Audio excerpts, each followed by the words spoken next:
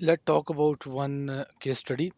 इस case study में हम ये देखेंगे कि किस तरह आपको अगर एक ईआर डायग्राम अगर आपको एक दी गई है तो आप उसको रीड कैसे करेंगे, यानी उससे आप बिजनेस कैसे एक्सट्रैक्ट कर सकते हैं। देखिए इसमें जो हमारी जो डेटाबेस है या ईआर जो मॉडलिंग है, इसके भी हमारे दो पार्ट्स होते हैं। यानी कि दो पार्ट्स कह लें या आप कह लें कि दो तरह से इसको देख सकते हैं। नंबर एक, आपको एक प्रॉब्लम दी जाती है या आपने एक रिक्वायरमेंट गैदर करनी है और फिर आपने एक ईआर डायग्राम बनानी है, यानी मॉडल करना है। और एक ही होता है, आपको ईआर डायग्राम दी गई है, आपने उसके मुताबिक इसको फिजिकली जो है ना वो कन्वर्ट करना है, उसको रीड करना है ताकि आप उसको फिजिकली उसके टेबल्स वगैरह और जो उसके एक्चुअल डीबीएमएस में जो उसकी चीज़ें हैं, जो टेबल क्रिएशन इंडेक्सेस, वो आप बना सकें। तो आपकी इसमें इसकी प्रैक्टिस भी हो जाएगी कि आपको एक ईआर डायग्राम दी गई है तो आप उसको रीड कैसे करेंगे। उसको रीड करना भी एक बहुत बड़ा काम है। कुछ लोग होते हो कहते हैं हम कैसे एनालिसिस करें, हमें तो एनालिसिस तो नहीं हो रहा, क्योंकि वो तो एक्सपीरियंस के साथ होता है थोड़ा। आप जब बड़ा सिस्टम बनाते हैं तो अगर आपके पास उस तरह का एनालिसिस आपको मिल जाए, उस तरह का कोई ईआर डायग्राम बनी हुई मिल जाए, तो आप उसको रीड कर सकते हैं कि इसका ये मतलब है। तो पहले तो इसको रीड करने से पहले मैं ये बता दूं, ये नोटेशन आपको थोड़ी सी चेंज नज़र आ रही है। Actually this notation is Visio. Microsoft का एक सॉफ्टवेयर है एमएस विजियो। ये विजियो की नोटेशन है। विजियो क्या करता है, वो आपकी उसके अंदर आप सिर्फ आपको एंटिटीज दिखाएगा। आपको हम इसमें मल्टी वैल्यूड और ये चीज़ें जो है ना उसको स्किप करते हैं। तो आपका हाई लेवल जो व्यू है ना, वो हम दिखाते हैं कि ये क्या होगा इसके अंदर। तो लेट्स सी दिस। इसमें आपको डिफरेंट किस्म की एंटिटीज नज़र आ रही हैं, जैसे sales person, territory, product line, customer, orders, इसके अलावा raw material, work centre, vendor. इससे ये कुछ ऐसा नज़र आ रहा है कि ये आपकी कोई मैन्युफैक्चरिंग कंपनी है जो कि डिफरेंट कस्टमर को अपने प्रोडक्ट जो है वो सेल करती है बना के। क्योंकि यहाँ पे ये जो आ रहा है ना रॉ मटेरियल, तो रॉ मटेरियल जब मिलता है तो इसका मतलब है आप उससे कोई चीज़ बना रहे हैं। तो अब अगर हम इसको स्टडी करना चाहें तो हम स्टार्ट करते हैं। हमें ये समझ आ रही है कि ये कंपनी जो है सेल नंबर ऑफ डिफरेंट जो है ना वो प्रोडक्ट, डिफरेंट प्रोडक्ट को सेल करती है। यहाँ से हमें इस चीज़ से अंदाज़ा हो रहा है जब ये कोई ऑर्डर, ये वाला जो पार्ट है, ये वाला प्रोडक्ट एंड ऑर्डर लाइंस। तो इसको हम ये कह सकते हैं, the company sells a number of different products. और ये जो लाइंस आ रही हैं ना आपके पास इस प्रोडक्ट की, हम ये कहेंगे कि ये वाली लाइंस, प्रोडक्ट जो है ना दिस वन, इसको अगर हम देखें इस पार्ट को, दिस पार्ट, तो ये है प्रोडक्ट लाइंस और प्रोडक्ट की एंटिटी है। प्रोडक्ट लाइन हमने लास्ट टाइम देखा था एक लेक्चर में कि प्रोडक्ट लाइन का मतलब होता है कि किस तरह की ये कैटेगरी है, किस तरह का लाइन ऑफ बिजनेस है। तो इससे ये साबित हो रहा है कि आपकी एक लाइन ऑफ बिजनेस वन, क्योंकि ये देखिए वन लगा हुआ है, one one line of business may have many products. एक लाइन ऑफ बिजनेस के बहुत सारे प्रोडक्ट है, यानी हम कह सकते हैं one line of business includes many products और एटलीस्ट वन प्रोडक्ट। क्योंकि वन यहाँ पे लगा हुआ है तो इसका क्या मतलब होता है, मैंडेटरी।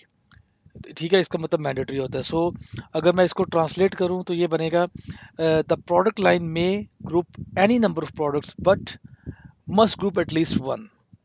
ठीक है, प्रोडक्ट लाइन के बहुत से आइटम हो सकते हैं लेकिन एटलीस्ट एक होना चाहिए, एक जो प्रोडक्ट होना चाहिए। Each product must belong to exactly one product line. इससे क्या सब हो रहा है, each product one must have one. अगर यहाँ जीरो होता तो फिर हम कहते हो सकता है कोई प्रोडक्ट लाइन हो सकता है कोई प्रोडक्ट लाइन ही ना हो। तो इससे ये मतलब है कि एक प्रोडक्ट लाइन के बहुत से प्रोडक्ट्स हो सकते हैं, मगर मिनिमम एक प्रोडक्ट लाइन का एक प्रोडक्ट होना लाजमी है। और दूसरे केस में क्या कह रहे हैं, एक प्रोडक्ट लाइन सिर्फ और सिर्फ, सॉरी, एक product only and only one product line के साथ, वन प्रोडक्ट लाइन से बिलोंग कर सकता है। तो ये तो हमारा प्रोडक्ट है, इसको ये तो रीड करने से ये पता समझ आई इस चीज़ को। अच्छा, सेकंड देखते हैं हम पार्ट, बल्कि इसको हम ऐसे कर लेते हैं, ये पार्ट हमने यहाँ तक किया है, इसको कर दिया। सेकंड अगर मैं देखूं, कस्टमर की तरफ आ जाऊं, तो कस्टमर क्या कर रहा है, सबमिट्स कर रहा है ऑर्डर। यानी कि ये कस्टमर आपका क्या कर रहा है, सबमिट्स ऑर्डर कर रहा है। यानी आप गए किसी शॉप पे, आपने कहा जी मुझे 5 जो है ना वो फैंस चाहिए, तो आपने एक ऑर्डर सबमिट किया। तो मैं ये कहूँगा कस्टमर में submit any number of order, क्योंकि यहाँ से लिखा हुआ है ये एक कस्टमर है, वो बहुत से ऑर्डर कर सकता है। बट जरूरी नहीं कि वो कोई ऑर्डर करे, बस ठीक है वो कस्टमर है ऑर्डर नहीं कर रहा। हमारे पास ऐसा कस्टमर है, अभी ऑर्डर यानी इसका हमने रख लिया है कि ये हमारा एक कॉन्टैक्ट है। अगर हम कस्टमर रिलेशनशिप के पॉइंट ऑफ व्यू से देखें तो इसका मतलब है एक कस्टमर के बहुत से ऑर्डर हो सकते हैं, लेकिन जरूरी नहीं कि कोई ना कोई ऑर्डर, मैंडेटरी नहीं है, ऑप्शनल है। Zero, zero means optional, this part, this is optional. अच्छा, आप दूसरी तरफ आ जाएं। एक ऑर्डर, ये जो ऑर्डर है वो मिनिमम, ऑर्डर में जब कोई भी ऑर्डर का इंस्टेंस क्रिएट होगा तो वो उसका एक कस्टमर होना लाजमी है। विदाउट कस्टमर ऑर्डर क्रिएट नहीं होगा। ये भी बात समझ आती है। आपने एक ऑर्डर कर दिया, मैं कहता हूँ जी 5 फैंस का ऑर्डर कर दे, भाई किसका? या हम कहते हैं जी आप ये 5 पिज़्ज़े पिज़्ज़ा का ऑर्डर कर दें, तो किसका कस्टमर होगा? तो ये इससे ये समझ आ रही है कि ऑर्डर के कोई इंस्टेंस जब क्रिएट होगा उसके लिए एक कस्टमर का होना लाजमी है। अच्छा, अब दूसरी बड़ी इंपॉर्टेंट चीज़ अब आ गई, ये वाला पार्ट आपको देख ला, ये पार्ट को मैं कलर चेंज करता हूँ थोड़ा सा, ताकि आपको ये पता लगे कि हमने इस रिलेशन की बात की है। Now I talk about another relation. वो रिलेशन है कि उसका बिजनेस ये बनेगा, गिवन कस्टमर, कोई भी एक कस्टमर है, उसका जो ऑर्डर है उसके अंदर कम से कम एक प्रोडक्ट होना लाजमी है। उसके बगैर उसका ऑर्डर कंप्लीट नहीं होगा। सो I can say a given customer order must request at least one product and only one product पर ऑर्डर लाइन। ठीक है जी, ये देखें क्या मतलब है इसका। ये अब मैं जा रहा हूँ इसको चेक करने, ये पार्ट, दिस वन। अब हम इसकी बात करते हैं। इसका ये मतलब है कि एक ऑर्डर, यानी कि कस्टमर का एक ऑर्डर है, उस ऑर्डर के अंदर दिस वन ऑर्डर, यानी ये जो आपको ऑर्डर लाइन नजर आ रही है ये आपकी एसोसिएटिव एंटिटी है। ये एसोसिएटिव एंटिटी है, it means it's again a relationship जिसके ऊपर एट्रीब्यूट है। तो एसोसिएटिव एंटिटी क्यों है? क्योंकि ऑर्डर लाइन का कहीं पे हो सकता है कोई यूज करना हो, या हम ये कह सकते हैं अगर इसका आइडेंटिफायर नहीं लगा तो it is not associative entity, sorry, इसका आइडेंटिफायर नहीं लगा हुआ, उसके लिए आइडेंटिफायर होना लाजमी है। So this is a relationship with one attribute, उसका एक एट्रीब्यूट है ऑर्डर क्वांटिटी। तो इस लाइन को चेक करें, अगर मैं इसको देखूं, एक ऑर्डर का एक प्रोडक्ट होना लाजमी है, वन ऑर्डर का वन, और इधर आपका ये एक प्रोडक्ट एक ऑर्डर में एक ही बार आएगा। यानी आपने कहा कि जी मुझे आप क्वांटिटी के साथ आप कहते हैं जी मुझे आप 5 फैंस दे दें। ठीक है जी, 5 फैन। फिर आप कहते हैं मुझे 3 फैन दे दें, सेम प्रोडक्ट है। अगर कोई आप ये सोच रहे हैं कि हो सकता है कि किसी एक ने जीएफसी फैन 3 मांगे हो तो 5 उसने जो है वो एक्स वाई जेड फैन मांगे हो, तो that it mean those are 2 products. तो वो एक ही फैन की अगर बात कर रहा है तो हम उसे कहेंगे कि 5, तो ये आपका गलत है, हम कहेंगे 8 फैंस। ये 8 जो, सॉरी, 8 ऑर्डर क्वांटिटी आ जाएगी और उसके अंदर इस प्रोडक्ट का आएगा और ये ऑर्डर का आईडी आ जाएगा। सो इसका ये मतलब हुआ कि a given customer order must request at least one product and only one product per order line item। ठीक है, इसमें एक ऑर्डर के अगेंस्ट एक ही प्रोडक्ट आएगा, एक प्रोडक्ट आपका रिपीट नहीं होगा। इसका ये मतलब है, इस रिलेशनशिप का ये याद रखिएगा, जो हम इसको रीड कर रहे हैं इसका ये मतलब है। ठीक है, ये अब आपने चीज़ याद रखनी है कि क्योंकि ये और दोनों जो मैं ये वाले, लेट्स सी दिस वन, इसकी मैं बात कर रहा हूँ। इट मीन्स इसका और इसका और ये दरमियान में क्या आ रहा है। आपको याद होगा कि हमने कहा था कि जो आपके ये वाले मैनी नज़र आ रहे हैं इसके अंदर मैनी आएंगे। अगर मैं इसका रिकॉर्ड आपको बना के दिखाऊं तो इसमें सपोज ऑर्डर नंबर आपका 1 है, ये ऑर्डर की लिस्ट है, 2 है, 3 है, ये ऑर्डर्स है हमारे, और ये प्रोडक्ट्स का हमारे पास इंस्टेंस है P1, P2, और ये जो इंस्टेंस है इसमें ऑर्डर यहाँ से आया ऑर्डर नंबर 1, इसमें प्रोडक्ट वन नंबर 1 क्वांटिटी 5 ये वाली। ठीक है, और इसमें आ गया जी ऑर्डर नंबर 1 प्रोडक्ट नंबर 2 आएगा, P2 क्वांटिटी 3।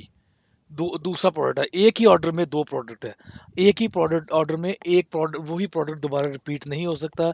इस कंस्ट्रेंट का ये मतलब है। तो ये आई होप ये चीज़ आपको क्लियर हो गई है। अच्छा, अब इसमें है जो, और इसमें क्या इम्पोर्टेंट चीज़ है वो हम देख लें। इसमें इम्पोर्टेंट चीज़ ये है, इसमें क्योंकि ये वाला जो ऑर्डर लाइन है, सो हम ये कह सकते हैं, हाँ ये चांस ज़रूर है कि कोई भी आपका जो प्रोडक्ट है, कोई ऐसा प्रोडक्ट भी हो जो किसी ऑर्डर में कभी भी ना आया हो। सो ये चांस भी है। देखिए यहाँ पे ये जो रिलेशनशिप आ रहा है इसके अंदर, यहाँ पे हो सकता है P3 एक प्रोडक्ट है, वो कभी भी किसी कस्टमर ने बाय नहीं किया, so this there is a chance, और वो चांस आपको ये बता रहा है, ये वाला, ये जो जीरो बता रहा है ना, तो एक प्रोडक्ट बहुत सी ऑर्डर लाइन में आ सकता है, सो मैनी ऑर्डर लाइन में। ये प्रोडक्ट P1 कोई अली भी खरीद सकता है, आमिर भी खरीद सकता है, ताहिर भी खरीद सकता है, डिफरेंट कस्टमर हमारे वो खरीद सकते हैं। लेकिन ये चांस ज़रूर है कि कोई ऐसा प्रोडक्ट हमारे पास शॉप पे मौजूद है जो कभी किसी ने ना खरीदा हो। सो ये चीज़, ये आपकी डायग्राम ये शो कर रही है, इसको मैं नहीं कह रहा हूँ, बल्कि ये डायग्राम आपकी ये चीज़ शो कर रही है। अच्छा, अब इसमें और इसमें कोई जो पार्ट है वो क्या है जी? हाँ, ये वाला पार्ट, अब इस पार्ट को देखें, दिस वन। इसका क्या मतलब है? ऑर्डर लाइन को, एक ऑर्डर लाइन को लाजमी आना है ऑर्डर के अंदर। देखिए इस पार्ट को दोबारा देखें, ये जो पार्ट था ये वाला, ये कह रहा है हो सकता है इस ऑर्डर लाइन में कोई एक प्रोडक्ट ऐसा हो जो कभी किसी ऑर्डर में किसी ने ना खरीदा हो, लेकिन ऑर्डर लाइन का इंस्टेंस तब बनेगा जब आपका कम से कम एक ऑर्डर होगा। ऑर्डर लाइन ऑर्डर के बगैर एग्जिस्ट नहीं कर सकती। अब ऑर्डर लाइन किस तरह होती है? कभी भी आपने कोई चीज़ बाई की हो, let me clear this this one, तो आपको इस तरह का कोई एक वाउचर मिलता है या क्या रिसिप्ट मिलती है, यहाँ पे कस्टमर का नंबर, डेट लिखी होती है, ठीक है, ऑर्डर नंबर लिखा होता है, वट एवर। फिर आपके पास यहाँ पे ना आ जाता है जी सीरियल नंबर, और यहाँ पे अमाउंट, और आप देखिए पहला आइटम दिस वन 5 लिया आपने, और एक और कॉलम होता है इसकी, प्राइस इतनी है फॉर एग्जांपल 30। दूसरा आइटम 10 इसकी प्राइस है, आपने 2 लिए, और एट द एंड आपके पास टोटल आ जाता है, और ये आपका टोटल जो है ना वो क्या, फॉर एग्जांपल 20 प्लस 150 170 हो गया। तो आपका ये टोटल आ गया जी 170। तो ये जो एरिया है दिस वन, दिस एरिया आपका ऑर्डर लाइन कहलाता है। ठीक है, यानी कि ये आपका वन है, एक ऑर्डर के against many product. I hope ये चीज़ अब आपको क्लियर होगी होगी। अच्छा, अब देखते हैं नेक्स्ट क्या है हमारे पास। यस, अब हम इस एरिया को देखते हैं। अब हम देखते हैं कस्टमर और ये वाला एरिया सेल्स ऊपर टेरिटरी का। तो इसमें क्या हम कह सकते हैं कि each customer may do business in any number of sales territory. मैं इसका भी कलर अब चेंज करता हूँ, ये दिस वन, ये हम डिफरेंट कलर के साथ आते हैं इसमें। इसको अब हम देखने जा रहे हैं, इस पार्ट को, दिस वन, ब्लू को। अच्छा, इसका ये मतलब है इस चीज़ का कि आपका कोई एक कस्टमर है, वो आपकी डिफरेंट सेल्स टेरिटरी के अंदर जो है वो किसी भी हमारी कंपनी के साथ काम कर सकता है। So each customer may do business in any number of sales territory, और हो सकता है किसी में भी ना वो काम कर रहा हो। और सेल्स टेरिटरी के अंदर जो है वो क्या होते हैं आपके, आपके एक सेल्स टेरिटरी में बहुत सारे आपके कस्टमर्स हो सकते हैं। Yes, that is right, this part. वैसे पहले मैं ये इस पार्ट को देखूं, फिर मैं सेल्स पर्सन की तरफ भी आता हूँ। इसके अंदर भी मैं इसको भी थोड़ा सा फर्दर हम सब क्लासीफाई कर लेते हैं, ये चीज़, दिस वन। अच्छा, अब इसमें क्या कहा जा रहा है? एक कस्टमर, दिस वन वन, एक कस्टमर आपका क्या कर रहा है, बिजनेस कर रहा है, रिलेशनशिप, ये बिजनेस कर रहा है आपका किस में, दिस वन, एक टेरिटरी में, कम से कम एक टेरिटरी में बिजनेस कर रहा है एक कस्टमर आपका। ठीक है जी, ये आपका कस्टमर आपका, इज इट राइट? हाँ जी बिल्कुल, एक बल्कि यहाँ हमारे पास ये क्योंकि इसके अंदर एट्रीब्यूट्स नहीं आ रहे, तो ये एक्चुअली ये बन रहा है हमारे पास दिस पार्ट, ये इसी का पार्ट है, इसमें कोई और एट्रीब्यूट नहीं है। सो इट मीन्स अगर हम इसको देखें, डज बिजनेस इन, यानी एक आपका कस्टमर, वन कस्टमर आपका हो सकता है बिजनेस कर रहा हो आपकी किसी एक टेरिटरी के अंदर, और ये भी हो सकता है कि वो किसी टेरिटरी में बिजनेस ही कर रहा हो डायरेक्टली विदाउट, यानी कि सेल्स पर्सन के और सेल्स टेरिटरी के वॉक इन कस्टमर है आपका, दिस इज क्वाइट पॉसिबल। कुछ वॉक इन कस्टमर होते हैं और कुछ आपके परमानेंट कस्टमर होते हैं जो किसी टेरिटरीज में काम कर रहे होते हैं। सो इससे ये मुराद है कि आपका एक कस्टमर, वन कस्टमर, क्योंकि इधर आपकी डबल वन लाइन लगी है, मैंडेटरी वन कस्टमर हो सकता है आपके साथ बिजनेस कर रहा हो किसी एक टेरिटरी में या किसी टेरिटरी में बिजनेस ना कर रहा हो।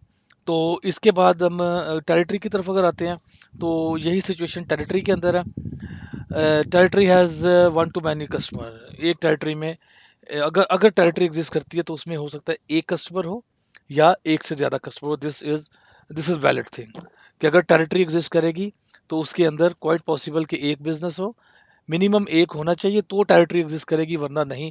हम ये नहीं कह सकते कि हमारा कोई ऐसा रीजन है, टेरिटरी का कोई ऐसा रीजन है जहाँ पे हमारे पास कस्टमर भी कोई नहीं और हमने टेरिटरी बनाई हुई है। So it is not possible. ये आपका टेरिटरी का एरिया है जब आप ये सेल्स की बात करते हैं। ठीक है जी। अब नेक्स्ट अगर हम इसको और एक्सपेंड करें, सेल्स पर्सन। तो सेल्स पर्सन का अगर आप रिलेशनशिप देखें तो sales person exactly one sales territory. एक सेल पर्सन की एक ही सेल्स टेरिटरी है, और एक सेल्स टेरिटरी में एक या एक से ज़्यादा पर्सन हो सकते हैं। हमारा सपोज ये एक रीजन है, हम अगर लाहौर की एग्जांपल लेते हैं तो हम कहते हैं ये जो हमारा मॉडल टाउन रीजन है, हमारी टेरिटरी है। ठीक है, तो मॉडल टाउन टेरिटरी में आपका एक जो है ना, एक से ज़्यादा सेल पर्सन हो सकते हैं, वन टू मैनी। और एक जो सेल पर्सन है वो हमारा कम से कम एक टेरिटरी के साथ, बल्कि हमेशा एक टेरिटरी होगी उसकी, सॉरी कम से कम नहीं है, इधर आपको वन ही मिल रहा है, मैनी नहीं है। तो इट मीन्स एक ये नहीं हो सकता कि सेल्स पर्सन कोई भी, साजिद एक सेल्स पर्सन है, वो मॉडल टाउन का भी सेल्स पर्सन है और वो आपका शादमान का भी सेल्स पर्सन है। It is not possible as per this diagram. ये जो डायग्राम है उसके मुताबिक याद रखिएगा। अगर यहाँ मैनी होता तो हम कह सकते थे कि इसके पास शादमान भी है, इसके पास मॉडल टाउन भी है, ये जो है शादरा का एरिया भी देख रहा है। So that is possible. But इस डायग्राम में पॉसिबल नज़र नहीं आ रहा। इस डायग्राम को अगर मैं रीड करूँ तो इसका यही मतलब है, एक सेल्स टेरिटरी में बहुत सारे सेल्स पर्सन होते हैं और एक सेल्स पर्सन एक ही टेरिटरी में होगा। राइट। तो यहाँ तक हम इसको एक्सपेंड कर चुके हैं। आगे हम आते हैं दिस पार्ट में। अच्छा, ये जो पार्ट है यहाँ तक तो ये सेल्स हो गई, ये हमारा सेल का और कस्टमर की पार्ट आ गई। अब हम इंटरनल आते हैं अपने इस पर्टिकुलर कंपनी के इंटरनल ऑपरेशंस की तरफ आते हैं। वहाँ पे ये क्या हो रहा है, तो यहाँ पे आपको हम ये कह सकता हूँ, ये जो प्रोडक्ट है ना, कोई भी जो हम बेच रहे हैं, जो हम सेल कर रहे हैं, ये एक्चुअली मुख्तलिफ पार्ट्स के साथ मिलके बन रहा है। ये जो जो है क्या है, ये जो प्रोडक्ट हम सेल कर रहे हैं, ये आके मुख्तलिफ पार्ट्स मिलके इसको बना रहे हैं। जैसे हो सकता है कि ये आपका वो हो, जैसे हम गाड़ी की एग्जांपल ले लें, हमारे पास यहाँ पे बहुत सा रॉ मटेरियल आ रहा है, हम उस रॉ मटेरियल को हम ये कहते हैं जी, इंजन भी यहाँ आ रहा है हमारे पास, उसकी बॉडी आ रही है, चैसी जिसको कहते हैं, और वो डिफरेंट आपके पास आ रहे हैं, हम उसको इकट्ठा करते हैं और एक आप प्रोडक्ट बना के कार को सेल कर देते हैं। So each product is assembled from a specified quantity of one or more raw material। इससे ये बात समझ आ रही है इस लाइन से। अब अगर मैं इस लाइन को, next let me change the colour, तो इसको अगर देखें, ये पार्ट, दिस वन, इसके क्या मुराद है, इससे ये मुराद है कि जो आपका एक प्रोडक्ट है, ये यानी यहाँ असेंबली हो रही है, असेंबल हो रही, गोस क्वांटिटी, यानी ये जब प्रोडक्ट बन रहा है, जब ये प्रोडक्ट आपके पास बन रहा है, तो वो एक्चुअली आपका एक से ज़्यादा यहाँ से रॉ मटेरियल, या तो वो वन प्रोडक्ट यूजेस, क्या कर रहा है, यूज़ कर रहा है, गोस इनटू क्वांटिटी ये रॉ मटेरियल की, क्योंकि ये इसके साथ मिलके इसको रीड किया जा रहा है। ठीक है, तो आपके हम ये कह सकते हैं ये दोनों तरफ मैनी है, तो एक में एक से ज़्यादा आपकी, यानी मैं ये कह रहा हूँ कि ये एक प्रोडक्ट है, जैसे हमने कार की बात की है, ठीक है, और इधर रॉ मटेरियल की हम बात कर रहे हैं, तो हम कह रहे हैं जी कार में एक से ज़्यादा रॉ मटेरियल आ सकते हैं। इसकी ब्रेक्स हो सकती है लैदा, इसके टायर्स हैं, ब्रेक्स है, टायर्स है, इसके चैसी है इसकी। तो इसका मतलब इस कार में एक से ज़्यादा आपके प्रोडक्ट्स जो है वो या रॉ मटेरियल आपके इसके अंदर यूज़ हो रहे हैं। तो कितनी क्वांटिटी है वो यहाँ आ रही है। अगर गाड़ी बना रहे हैं तो हम कहेंगे इसके क्वांटिटी गोज इनटू, ये प्रोडक्ट उनके चार, कौन सा रॉ मटेरियल, टायर एक रॉ मटेरियल है। ठीक है, तो हम चार टायर लगाएंगे तो इस प्रोडक्ट के अंदर फोर आएगा। तो इसी तरह अगर हम इधर की बात करें, एक कोई भी एक पर्टिकुलर टायर, यानी कि टायर आपका गाड़ी में भी लग सकता है, दूसरी गाड़ी में भी लग सकता है, जो कि आपकी किसी और आपकी, हम ये कहते हैं ये हमारी एक और एसयूवी है, हमारी 4x4 गाड़ी है, तो वो हमारा एक अलहदा प्रोडक्ट है, उसमें भी ये टायर लग सकता है। तो एक टायर जो है वो आपके मल्टी और भी मल्टीपल प्रोडक्ट्स में जो है आप लगा सकते हैं। तो अगर मैं इसको ट्रांसलेट करूं तो हम ये कह सकते हैं कि each product is assembled from a specific quantity of one or more raw materials. ठीक है जी। और each raw material is assembled into one or more product using specific quantity. ठीक है, ये इसका ये मतलब होगा कि आपका एक प्रोडक्ट है जो आप बेचने जा रहे हैं, वो आपके पास स्टोर में रॉ मटेरियल पड़ा हुआ है, वो रॉ मटेरियल उसमें यूज़ होता है। ठीक है, और वो रॉ मटेरियल मल्टीपल जगह पे भी यूज़ हो सकता है। अब अगर हम एग्जांपल पिज़्ज़ा की ले लें, तो पिज़्ज़ा के अंदर बहुत सारा रॉ मटेरियल यूज़ हो रहा है। तो हम बता सकते हैं कि जी ये जो पिज़्ज़ा पर्टिकुलर टाइप का पिज़्ज़ा बन रहा है, इस पिज़्ज़ा में ये फलां फलां फलां आइटम इसके अंदर यूज़ हो रहा है, इतनी इतनी क्वांटिटी इसके अंदर यूज़ हो रही है। सो टिल हेयर यहाँ तक हमारा ये पार्ट कंप्लीट है कि ये हम रॉ मटेरियल को भी स्टडी कर चुके हैं। अब हम नेक्स्ट मूव करते हैं वेंडर वाली पार्ट पे। तो वेंडर क्या हमें सप्लाई कर रहा है? Raw material. सो वेंडर में supply any number of raw material, और हो सकता है एक वेंडर हमें कुछ भी सप्लाई ना कर रहा हो। This one we are going to read, इसको मैं फिर इस पार्ट को कलर कर देता हूँ इसमें। तो अब हम इसको स्टडी कर रहे हैं। एक वेंडर क्या करता है आपको, एक से मैनी, वन टू मैनी आ रहा है, एक वेंडर वन से एक से या एक से ज़्यादा आपको रॉ मटेरियल प्रोवाइड कर रहा है। इसको दोनों को मिला के पढ़ना है ये वाला। और कितना कर रहा है वो आपकी सेल्स यूनिट प्राइस के ऊपर आ रहा है, सॉरी सप्लाई यूनिट प्राइस पे आ रहा है। और एक रॉ मटेरियल आप एक से ज़्यादा लोगों से बाई कर सकते हैं इन अदर वर्ड। ठीक है जी। तो जब ये आपका रेडी हो जाता है ये वाला, तो इसके बाद हम ये कह सकते हैं कि जी ये जो प्रोडक्ट है, ये सारा कुछ, अब ये पार्ट है वर्क सेंटर की तरफ अब हम जाते हैं। तो वर्क सेंटर क्या होता है, जब भी आपका कोई प्रोडक्ट संबल होना है तो वो किसी ना किसी वर्क एरिया में होगा ना, जिसको वर्कशॉप कहते हैं, वहाँ पे जाके रेडी होगा ना। तो हम कह सकते हैं कि product is produce in one or more work centre, और a work centre may be use to produce any number of products, और उसके अंदर कोई भी प्रोडक्ट यूज ना हो रहा हो। क्या कौन सा पार्ट मैं देखूंगा, मैं इसको दोबारा ब्लैक कलर करता हूँ। ये पार्ट हम देखते हैं, ये वाला, दिस पार्ट, इसको अब हम मिला के पढ़ रहे हैं ये वाला, राइट। अगर मैं इस सारे को, ठीक है, मैं इसको देख रहा हूँ, ये चीज़ काफ़ी ज़्यादा इस पर गंद आ गया। ज़रा थोड़ा सा मैं ना इसको कर लेते हैं क्लियर, सो ताकि हम उसी एरिया को देखें। वो तो हम इसको देख रहे थे like it's using as a white board. हम ज़रा इसको थोड़ा क्लीन कर लेते हैं ताकि मैं वो आपको सिर्फ वो एरिया दिखाऊं जिस पे अब हम बात करने जा रहे हैं, this area. So let me talk about this area.